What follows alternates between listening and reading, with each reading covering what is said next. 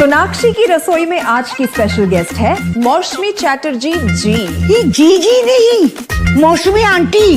Okay aunty मौसमी, तो आज आप क्या बनाएंगी? मैं क्यों बनाऊं? मैं तो गेस्ट हूँ, आप बनाओ हम खाएंगे। एक्टिंग में तो हिट हो, अब खाना बनाओ सुपर हिट। ठाट से बनाऊंगी खाना, है ना द बेस्ट एवरीडे मसाला। आओ बनाते हैं मसालेदार छोले। छोले हर रोज के करी में एवरीडे मसाले, शाही बिरयानी में स्वाद का जायका। পটল পোস্ত আর সর্ষে ইলিশ ভাপা।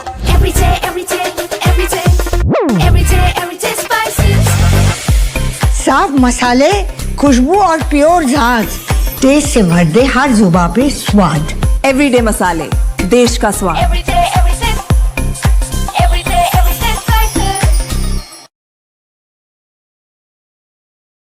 दोस्तों नमस्कार, colonel Ajay CO Ajay Astro Money Group first global Astro Finance digital channel से आपसे मुखातिब होता हूं। आज शनिवार 11 अक्टूबर सन 2025।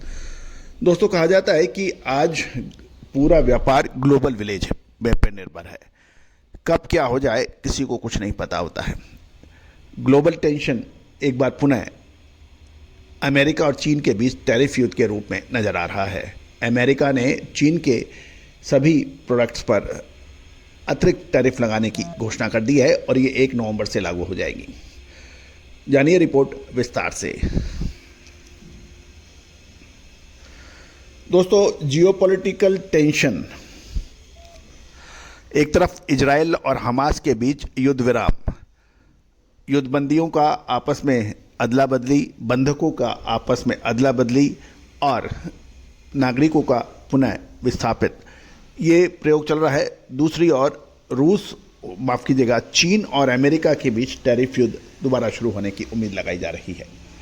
खबर निकल के आ रही है कि अमेरिकन राष्ट्रपति डोनाल्ड ट्रंप ने ऐलान कर दिया है कि संयुक्त राज्य अमेरिका 1 नवंबर 2025 से चीन से होने वाले सभी इंपोर्ट पर अतिरिक्त 100% टैक्स यानी टैरिफ लगाएगा।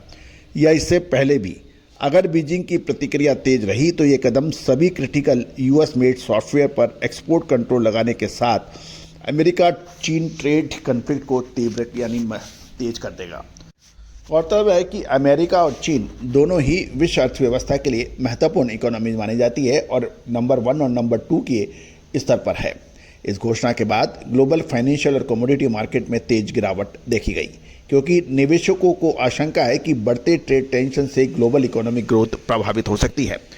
क्रूड ऑयल, कॉपर, एल्युमिनियम प्रमुख एग्रीकल्चर कमोडिटीज़ में गिरावट दर्ज की है, क्योंकि डिमांड आउटलुक कमजोर हुआ और ट्रेड फ्लोस धीमा पड़ने की आशंका हो गई है।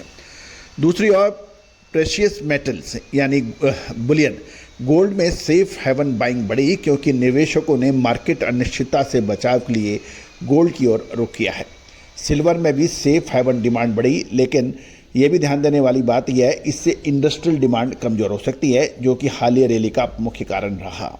सिल्वर की अपट्रेंड में अस्थायी रुकावट देखने को मिल सकती है अगर इंडस्ट्रियल एक्टिविटी धीमी हो गई।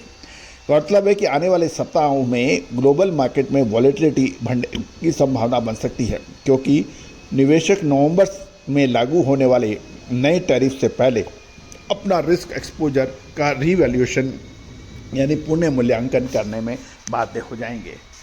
दोस्तों आपको सितंबर मंथ से ही हमने अपडेट दिए हुए हैं।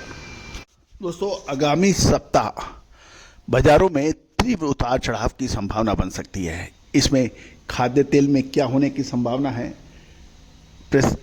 मेटल्स में क्या हो सकता है, एग्रो कमोडिटीज में क्या हो सकता है, इसका अपडेट लगातार हम लोग दे रहे हैं। आप अग्रिम विशेष रिसर्च रिपोर्ट के लिए संपर्क कर सकते हैं, नंबर स्क्रीन पे दिए हुए हैं। All the very best, good luck.